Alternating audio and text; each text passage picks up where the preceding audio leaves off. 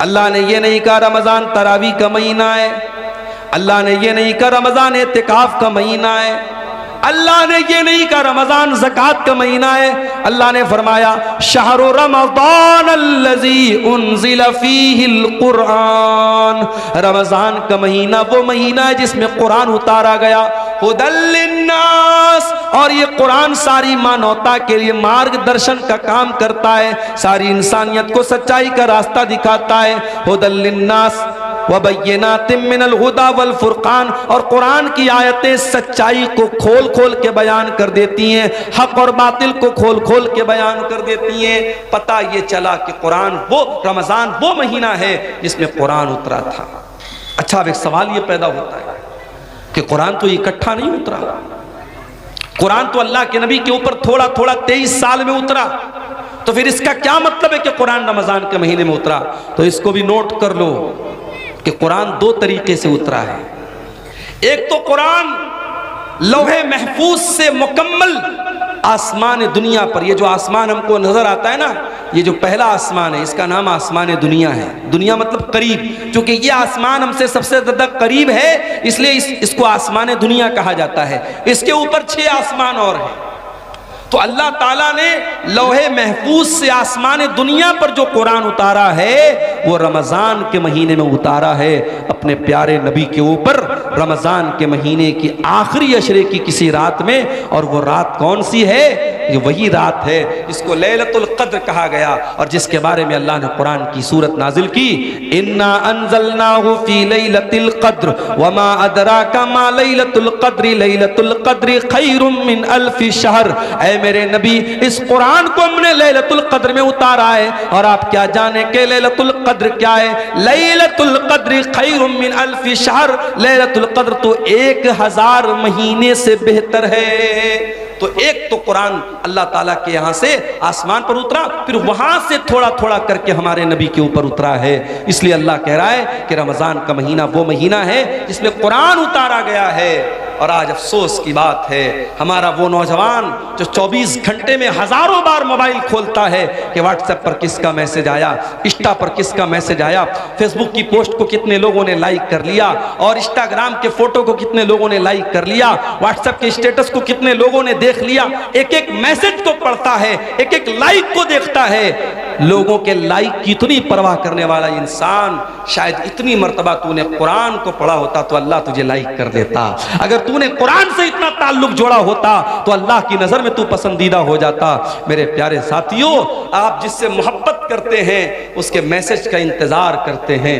अगर आप अब्दुल गफ्फार साहब से मोहब्बत करते हैं और आपने उनको मैसेज किया है और आपके मैसेज को उन्होंने ओपन तक नहीं किया, खोला तक नहीं, और आपसे 1 साल के बाद अब्दुल गफ्फार साहब मिले और कहा कि अरे यार क्या हाल चाल है, दोस्ती का आपको जो है दम भरने की कोशिश की और दोस्ती का नाम लिया, तो आप गुस्से में कहेंगे कि अरे भाई जाओ, आप तो इतने बड़े इंसान हैं कि आपने मेरा मैसेज तक खोल के नहीं देखा, आप क्या दोस्ती की बात करते हैं। दुनिया में हम देखते हैं कि दोस्त का मैसेज आता है तो ऐसा नहीं हो सकता कि हम दोस्त भी माने और उसका मैसेज इग्नोर कर दें। मेरे प्यारे साथियों, अल्लाह का कलाम और अल्लाह का मैसेज है ये कुरान, और ये कुरान आज हमारे घरों में गर्द खा रहा है, धूल और मिट्टी खा रहा है। कुरान रखा हुआ है रेशम के कपड़े में लपेटकर, उस कुरान को कभी खोलने की हम कोशिश तक नहीं करते।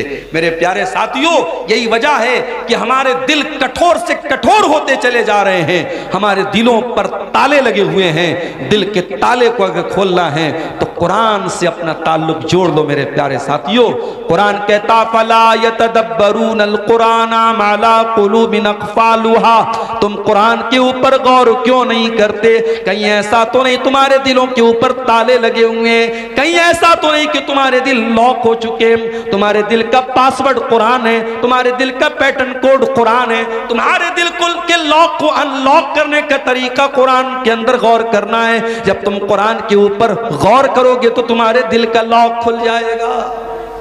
हमारे दिल की क्या हैसियत है? कुरान तो वो किताब है, अल्लाह कहता है लौ अंज़लना हाज़ल कुरान अला जबलिन, इस कुरान को हमने किसी पहाड़ के ऊपर भी उतारा होता, लरअयतहु खाशिअम मुतसद्दिया, तो तुम देखते कि पहाड़ भी अल्लाह के खौफ से रेजा रेजा हो जाता। तरावी पढ़ाने वाले को कितना पैसा देते हो? बाज़ जगहों पर तो साहब मसला लोग पूछते हैं, मौलवी साहब तरावी पढ़ाने वाले को पैसा देना जायज़ है क्या? अच्छा, मतलब तुम ये पूछ रहे हो कि तरावी पढ़ाने वाले को पैसा देना जायज़ है कि नहीं? वो बेचारा पूरे महीने खड़ा होकर के तरावी की नमाज में कुरान पढ़ा रहा और तुम उसको चंद पैसे देते हो तो मसला पूछ रहे हो कि पैसा देना जायज़ है कि नहीं? शर्म आनी चाहिए और चुल्लू भर पानी में डूब मरना चाहिए। फ्री है, झाड़ू लगाने वाला भी आपके मोहल्ले में आता है तो उसकी तनख्वाह लेता है। ऐ मुसलमान, तूने सबसे हकीर समझा है तो कुरान को समझा है। कुरान पढ़ने पढ़ाने वाले का उसने पैसा मांग लिया तो जान निकलती है तेरी। पिछले साल एक न्यूज़ मैंने पढ़ी थी, गुजरात में अहमदाबाद में एक हाफिज साहब ने तरावी की नमाज पढ़ाई थी। उनको वहाँ की जो मस्जिद के मुसल्लियान थे, किसी ने खुश होकर के 4 व्हीलर दे दी थी। 4 व्हीलर की चाबी के साथ हाफिज साहब का फोटो आया। हमारे यहाँ तो लोग सुन करके साहब बेहोश हो जाएंगे, अरे तरावी पढ़ाने वाले को 4 व्हीलर मिल गई। तरावी पढ़ाने वाला, कुरान पढ़ने वाला, कुरान पढ़ाने वाला तुम्हारी नजर में हकीर होगा, मेरे रब की नजर में वो हकीर नहीं है। मेरे प्यारे साथियों, मेरे रब की नजर में कुरान पढ़ाने वाले का इतना ऊंचा मकाम है, नबी की नजर में इतना ऊंचा मकाम है। अल्लाह के नबी फरमाते खैरुकुम मन तअल्लमल कुरान व अल्लमहु, तुम में सबसे बेहतरीन इंसान वो है जो कुरान को पढ़ता है, पढ़ाता है, कुरान को सीखता है, सिखाता है। याद रखो मेरे प्यारे साथियों, आप कब्र में जाएंगे वहां भी ये कुरान आपके काम आएगा। कब्र में सवाल पूछा जाएगा, मुनकर नकीर सवाल पूछेंगे, मन रब्बू का, तेरा रब कौन है? मन नबियों का, तेरे नबी कौन है? माँ दीनों का, तेरा दीन क्या है? 3 सवाल होगा कब्र में, 3 सवाल होगा। और माफ करना, इन तीनों सवालों का जवाब मैथमेटिक्स की किताबों में नहीं मिलेगा, साइंस और जियोग्राफी की किताबों में नहीं मिलेगा, हिस्ट्री की किताबों में नहीं मिलेगा, भूगोल की किताबों में नहीं मिलेगा। इन तीनों सवालों का जवाब कहां मिलेगा? जब मोमिन सही जवाब देगा, मेरा रब अल्लाह है, मेरे नबी मोहम्मद सल्लल्लाहु अलैहि वसल्लम है, मेरा दीन इस्लाम है, तो फरिश्ता पूछेगा वमा युद्री का, तुझे इन तीनों सवालों का जवाब कैसे पता चला? तो बंदा कहेगा करा तो किताब अल्लाह फ़आमनतु बिही वसद्दक़तु, मैंने कुरान को पढ़ा था, मैं कुरान पर ईमान लाया था, मैंने कुरान को सच माना था, कुरान के जरिए मुझे इन तीनों सवालों का जवाब मिला है। मेरे प्यारे साथियों, ये कुरान कब्र में भी आपके काम आएगा। औलाद के लिए मेहनत करने वालों, अपनी औलाद को सुख देने के लिए हराम की जायदाद पर कब्जा करने वालों, दूसरों की जमीन हड़पने वालों, सूद और ब्याज का पैसा अपने घर में ला करके अपनी औलाद को पालने वालों, तुम भी कान खोल करके सुन लो, कयामत के दिन ये औलाद भी तुम्हारे काम नहीं आएगी, औलाद भी काम नहीं आएगी। कुरान कहता है यौम यफिरुल मरउ मिन अखी व उम्मिही व अबी व साहिबतिही व बनी, कयामत के दिन इंसान अपनी माँ को देख करके भागेगा, अपने बाप को देख करके भागेगा, अपनी बीवी को छोड़ करके भागेगा, अपने भाई को छोड़ करके भागेगा, अपनी बीवी बच्चों को छोड़ करके भागेगा, अपनी औलाद को छोड़ करके भागेगा। क्यों भागेगा? लिकुल्लि इम्रिइम मिनहुम यौमइज़िन शानुन, इसलिए कि कयामत के दिन किसी के पास इतनी फुर्सत नहीं होगी कि वो दूसरे का हाल चाल ले। कयामत के दिन तो नफ्सी नफ्सी का आलम होगा, हर इंसान को अपनी पड़ी होगी, वहाँ औलाद भी आपके काम नहीं आएगी। लेकिन एक चीज कयामत के दिन भी काम आएगी। कौन सी चीज? अल्लाह के नबी फरमाते हैं इक़राउल कुरान, ओ लोगो कुरान पढ़ा करो, फ़इन्नहु याती यौमल क़ियामति शफ़ीउन लिअस्हाबिही, इसलिए कि कयामत के दिन कुरान आएगा, तुम्हारे हक में सिफारिश करेगा, कुरान तुम्हारे लिए लड़ेगा अल्लाह की बारगाह में और कहेगा अल्लाह, जब दुनिया रात में सोया करती थी तेरा ये बंदा रात में कुरान पढ़ा करता था, जब दुनिया दिन में काम और धंधे में लगी रहती थी ये बंदा खाली टाइम में कुरान पढ़ा करता था। कुरान आपके लिए लड़ेगा और कुरान आपके लिए हुज्जत बनेगा, दलील बनेगा कयामत के दिन। रमजान का महीना कुरान का महीना है मेरे साथ, कोशिश करो। मैं ये नहीं कहता कि आप इतना कुरान खत्म कर लो, मैं ये नहीं कहता कि आप डेली एक कुरान खत्म कर लो, वो सबके बस की बात नहीं।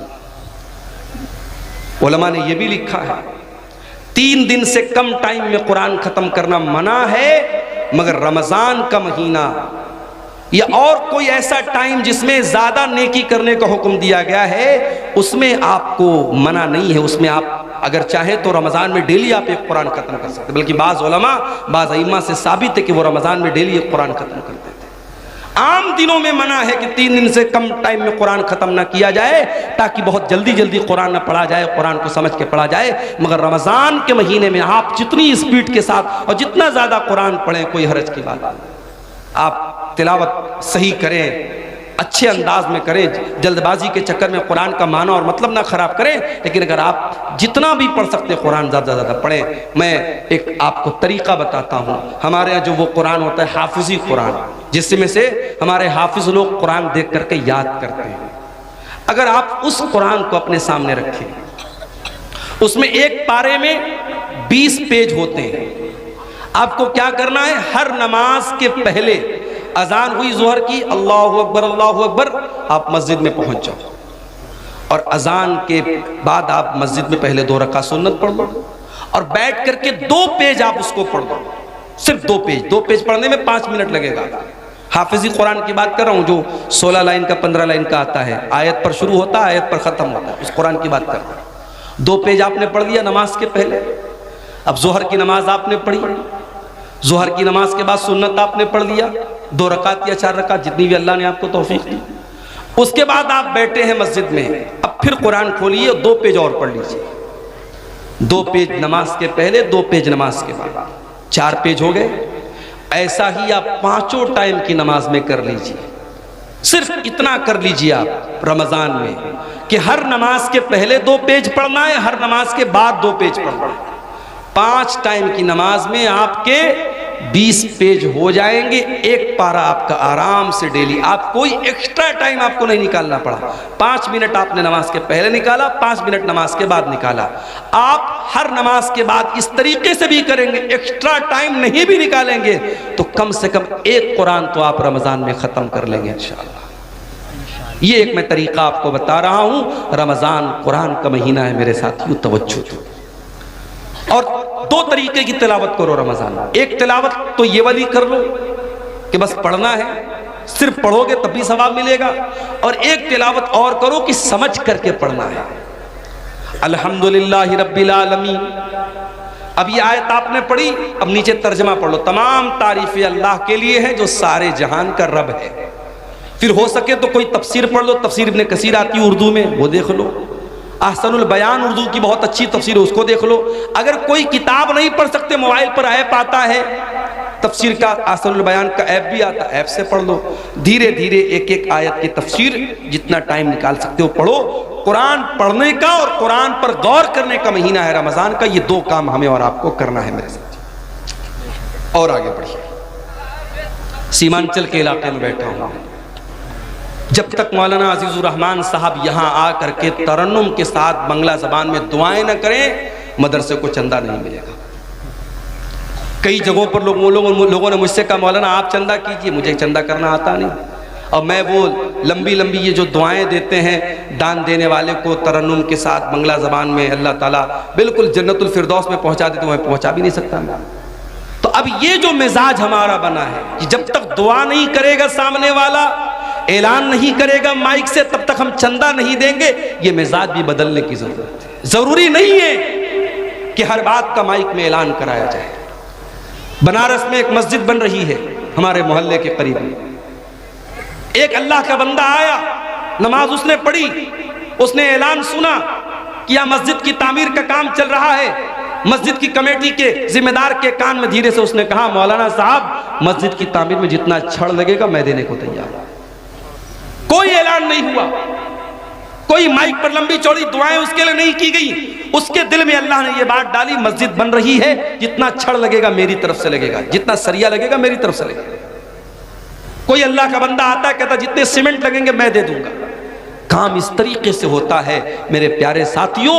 आज हमारे अंदर अगर किसी चीज की कमी है तो इखलास की कमी है। किसी गरीब को राशन का किट भी हम देते हैं ना, तो फोटो खींचते हैं और अखबार में डालते हैं कि हमने एक गरीब की मदद की। गरीब की मदद तुमने क्या की? तुमने गरीब की इज्जत को नीलाम कर दिया। जिस गरीब को तुमने कैमरे के सामने फोटो खींच करके मीडिया पे डाला है, उस गरीब की क्या इज्जत नहीं है? क्या उसकी कोई इज्जत नफ्स नहीं, उसकी कोई खुददारी नहीं है? किसी की मदद करने के नाम पे उसकी इज्जत को नीलाम करते हो। किसी जमाने में मुहावरा तक कहावत थी, नेकी कर दरिया में डाल। अब कहावत बदल गई, अब नेकी कर फेसबुक पर डाल, नेकी कर यूट्यूब पर डाल, नेकी कर स्टेटस पे डाल। अब तो साहब खाने काबा का तवाफ भी हो रहा तो वहां भी सेल्फी ले रहे हैं। अब एक ही चीज की सेल्फी बची है, अब्बा मर जाएं तो उनकी लाश के साथ भी सेल्फी ली जाए। अब वो भी लोग लेना शुरू कर दिए हैं, अपने मरे हुए बाप के साथ भी लोग सेल्फी ले रहे हैं। अल्लाह माफ करे हम सब। नुमाइश का दौर है, शोहरत का दौर है, रियाकारी का दौर है। रमजान का महीना हमें ये सबक भी सिखाता है मेरे साथ कि कुछ इबादतें ऐसी भी होनी चाहिए जो हमारी और अल्लाह के बीच में होनी चाहिए, और रोजा ऐसी ही एक इबादत है। सुबह फजर के टाइम आपने सहरी खाई, जो भी आपने सहरी खाई, मैं नहीं जानता आपके सीमांचल में क्या क्या खाते हैं। हो सकता है कुछ लोग गोश्त भी खाते हो, सब्जी भी खाते हो, रोटी चावल भी खाते हो। जो भी आपने सहरी के टाइम खाया, सुहर की अजान हो गई। जाहिर है 4 बजे आपने सहरी खाई थी, 12:30 बजे अज़हर की अजान हो रही है। 8 घंटे का टाइम गुजर चुका है, 8.5 घंटे का। मार्च का महीना चल रहा है, गर्मी का आलम है। आप मस्जिद में आए, आपने वजू करने के लिए पानी से अपने हाथों को धोया, चुल्लू में पानी लिया, मुंह में डाला, हलक सूख रहा है। सुबह 4 बजे के बाद आपने पानी नहीं पिया है, हलक सूख रहा है और पानी आपके मुंह में जा चुका है। अगर आप उस पानी के 2-4 कतरे हलक के नीचे उतार लें, वहां तो कोई कैमरा नहीं लगा है, वहां तो कोई कैमरा नहीं लगा है। लेकिन हाँ, एक बात आपसे यह भी कहना चाहूंगा, जिसके दिल में अल्लाह का डर न हो, वो खाने काबा में जाके, मक्का में जाकर के भी वहां पर भी वो गंदा काम करता है। अभी कल एक साहब ने मुझको बताया कि खाने काबा के पास जो लोग तवाफ करते हैं, अगर दूसरे का सामान वो उठा लेंगे, उनको ये लगेगा लाखों की भीड़ है, कौन देखने जाता है, मगर हजारों कैमरे हरम में लगे हुए हैं, हजारों कैमरे लगे हुए हैं और पूरा कंट्रोल रूम मौजूद है, और हजारों वहां सीआईडी के लोग और सीबीआई के लोग और पुलिस के लोग उन कैमरों पर नजर रखते हैं। अगर आपने दूसरे का सामान उठाया तो पुलिस फौरन कैमरे से आपको देख लेगी और आपसे पूछताछ हो सकती है, और दूसरे का सामान आपने अगर जानबूझ करके ले लिया है तो आप पकड़े जा सकते हैं। इसलिए जो लोग हज करने जाते हैं, उमरा करने जाते हैं, उनको यह सिखाया जाता है कि हरम में कोई भी सामान, आपका अपना सामान है तो अलग बात है, किसी का कोई सामान छूने की कोशिश मत करना। एक साहब ने एक वाकया बताया कि तवाफ के दौरान एक हिंदुस्तानी हाजी और हिंदुस्तानी मुसलमान, 50 साल के ऊपर का मुसलमान, बार बार औरतों को टच कर रहा था। तवाफ के दौरान वो गंदा इंसान बार बार औरतों को टच कर रहा था, और कैमरे की नजर से जो कंट्रोल रूम में पुलिस वाले मौजूद थे, वो बार बार देख रहे थे कि ये इंसान एक बार नहीं, 2 बार नहीं, इसने 20 बार ऐसा किया। पुलिस ने उसको अरेस्ट कर लिया। जब जेल में पहुंचा है वो इंसान, उसके जवान बेटे पहुंचे, उसकी बेटियां पहुंची, नहीं हमारा बाप इतना गंदा काम नहीं कर सकता। पुलिस वालों ने कैमरे की क्लिप ला के सामने रख दी, देख लो तुम्हारे बाप ने क्या किया है। इसका मतलब यह हुआ कि जो ठरकी इंसान होता है, जो गंदा इंसान होता है, जिसके दिमाग में शैतान भरा होता है, वो मक्के में पहुंच जाए, खाने काबा के पास पहुंच जाए, वहां भी उसके दिमाग की गंदगी खत्म नहीं होती है मेरे साथी। आपको खाने काबा के पास भी इतना गंदा काम करने से अगर कोई चीज रोक सकती है, अल्लाह का डर और अल्लाह का तकवा ही रोक सकता है। और रमजान का रोजा हमें यही सिखाता है मेरे साथी। सुबह 4 बजे हमने सहरी में पानी पिया है, जुहर के वजू में पानी के कतरे मुंह के अंदर जा रहे हैं, 2-4 कतरे हलक के नीचे चले जाएं, कौन देखने जाता है, मगर बंदा 2-4 कतरे भी अपने हलक के नीचे जाने नहीं देता है। क्यों? अल्लाह ताला के हम क्या जवाब देंगे? हमारा रोजा बर्बाद हो जाएगा, हमारे रोजे का कोई मतलब नहीं रह जाएगा। इसीलिए अल्लाह के नबी फरमाते हैं कि अल्लाह ताला कहता है अस्सौमु ली व अना अजज़ी बिही, कि बंदा रोजा मेरे लिए रखता है और उसका बदला मैं ही दूंगा। यदौ तामहु तआमहु व शराबहु व शहवतहु मिन अजली। बंदा मेरे लिए खाना छोड़ देता है, बंदा मेरे लिए पानी छोड़ देता है, बंदा मेरे लिए शहवत छोड़ देता है। बीवी मौजूद है, बीवी के पास नहीं जाता, खाना मौजूद है, खाना नहीं खाता है, पानी मौजूद है, पानी नहीं पीता है। अल्लाह के लिए रोजा हमें इखलास सिखाता है, रोजा हमें अल्लाह का डर सिखाता है। रोजे से सबसे बड़ा मकसद मेरे प्यारे साथियों यही है कि हमारे दिलों में अल्लाह का तकवा पैदा हो जाए। इसीलिए अल्लाह कुरान के दूसरे पारे में कहता है, या अय्युहल्लज़ीना आमनू कुतिबा अलैकुमुस्सियामु कमा कुतिबा अलल्लज़ीना मिन क़ब्लिकुम लअल्लकुम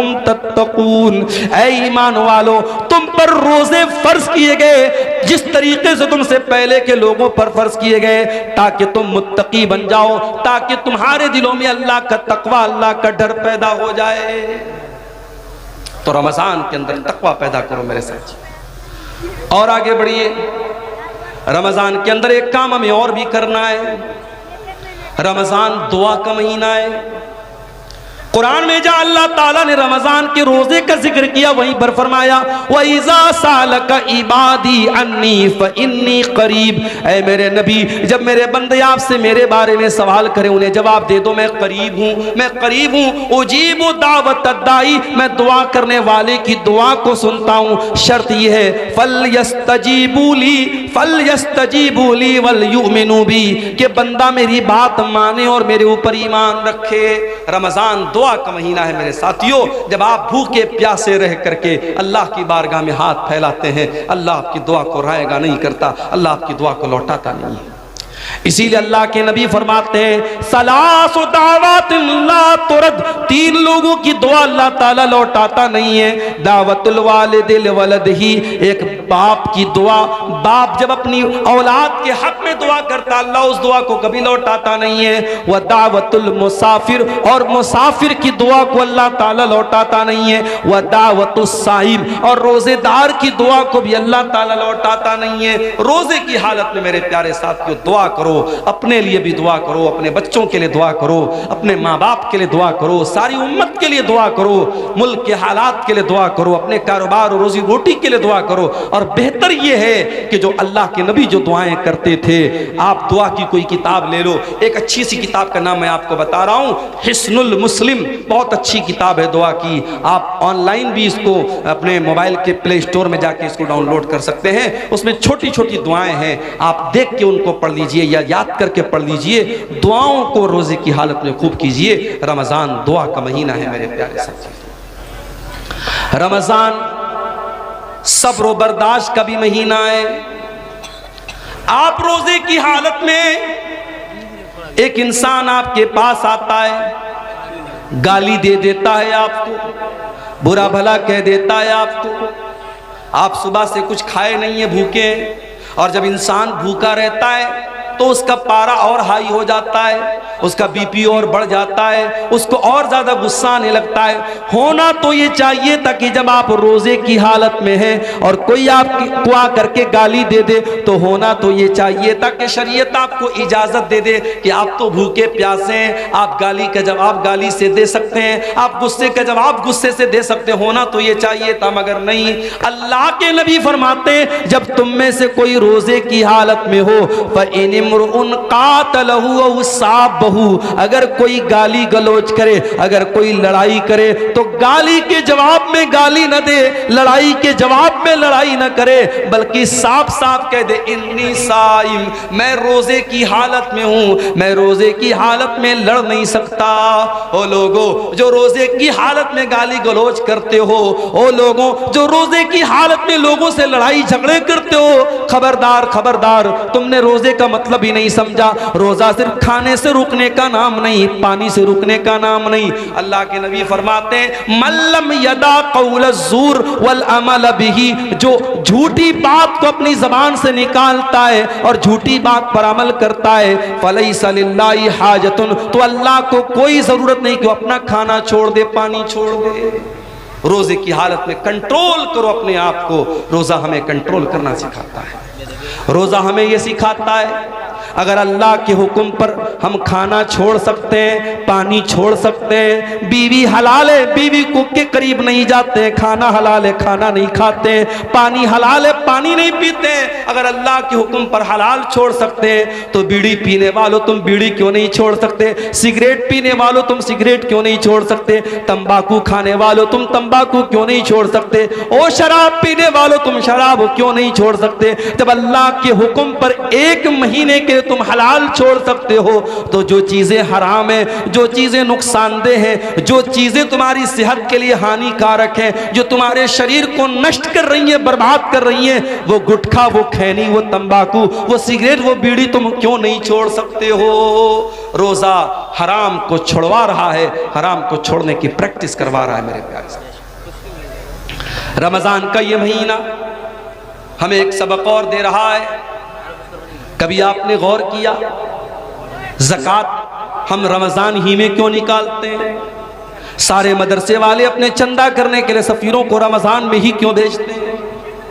90% पूरे दुनिया के मुसलमान रमजान में ज़कात क्यों निकालते हैं? क्योंकि रमजान का महीना सखावत का महीना है, दान करने का महीना है, अल्लाह की राह में देने का महीना है। हजरत अब्दुल्ला बिन अब्बास कहते हैं कि अल्लाह के प्यारे नबी सबसे ज्यादा सखावत किया करते थे, और जब रमजान का महीना आता था और अल्लाह के प्यारे नबी जिब्रील से मिलकर के कुरान पढ़ा करते थे, कुरान का दौर किया करते थे, तो आपकी सखावत और बढ़ जाती थी। आप तेज चलने वाली आंधी से भी ज्यादा सखावत करते थे।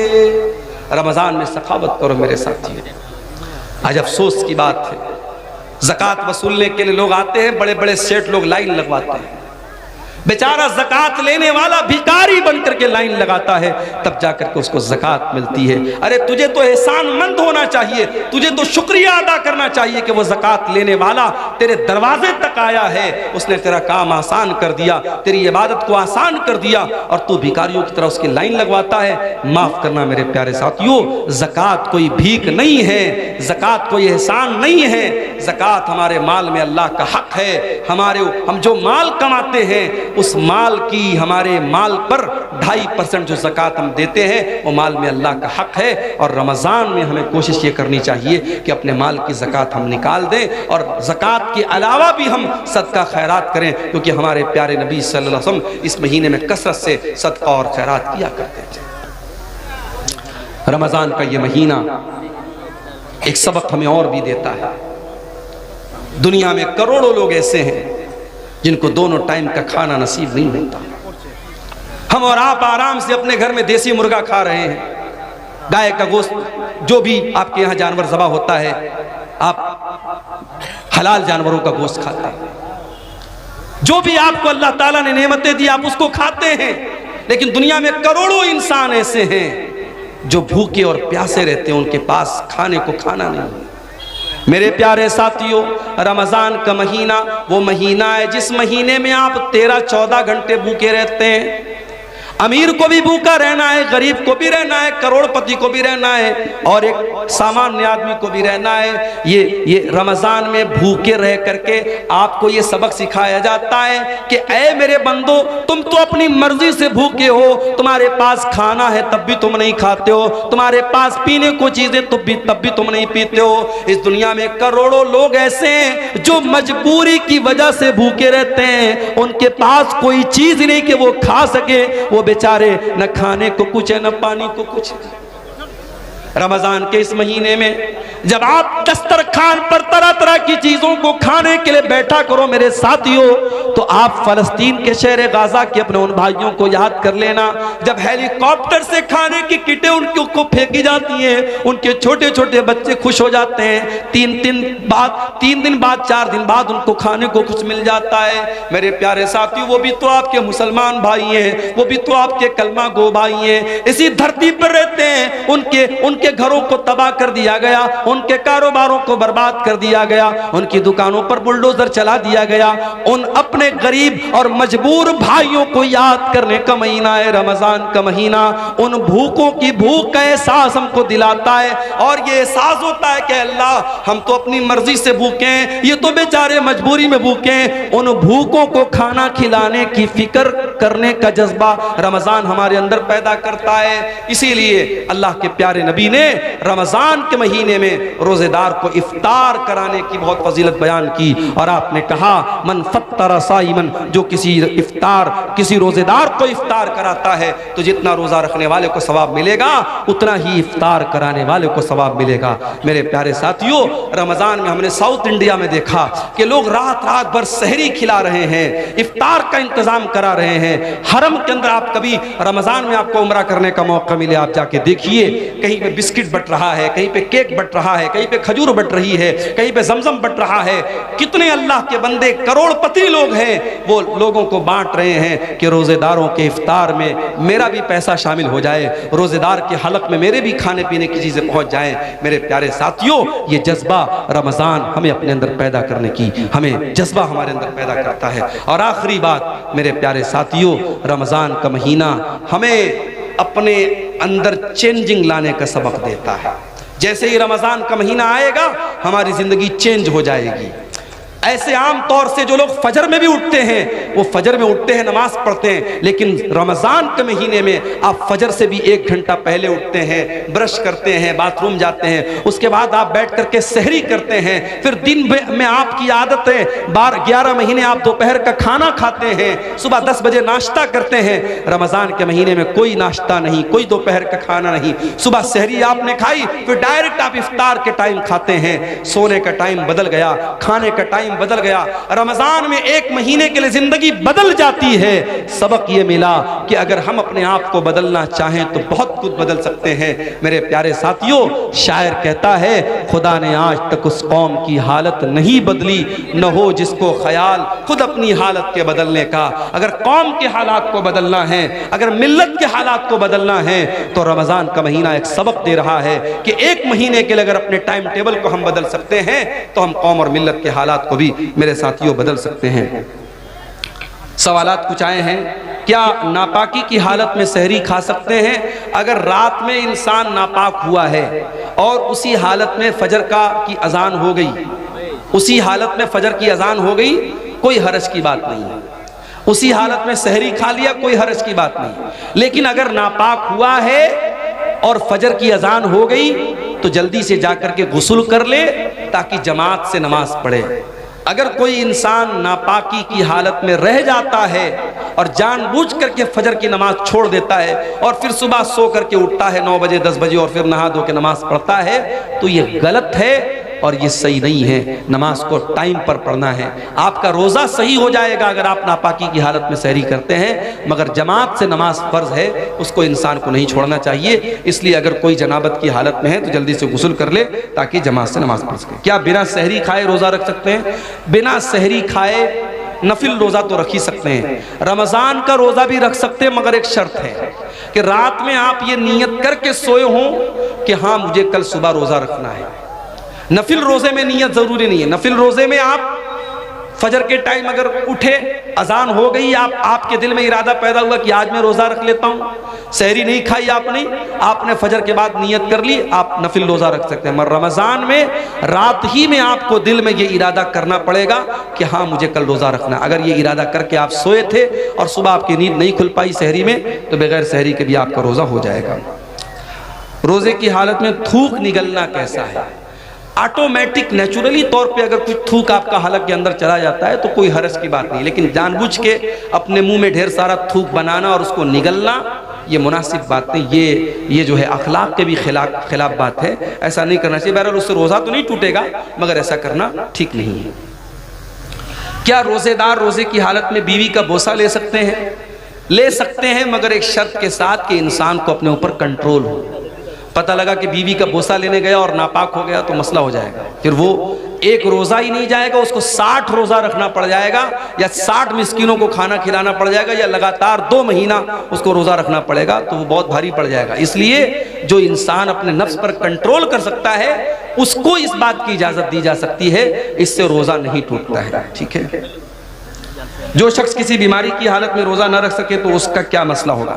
अगर बीमारी ऐसी है कि आज बीमारी है कल ठीक हो जाएगी तो उसको तो कज़ा करना है। लेकिन बीमारी ऐसी है कि अब ठीक नहीं होगी, जैसे शुगर हो गया, टीबी हो गई, अब ये तो ठीक होना बहुत मुश्किल है। तो ऐसा इंसान जिसकी बीमारी लाइलाज है या अब उम्र के साथ रहेगी वो बीमारी, तो ऐसा इंसान अगर रोज़ा नहीं रख पा रहा है तो हर रोज़े के बदले एक मिस्कीन को खाना खिलाएगा।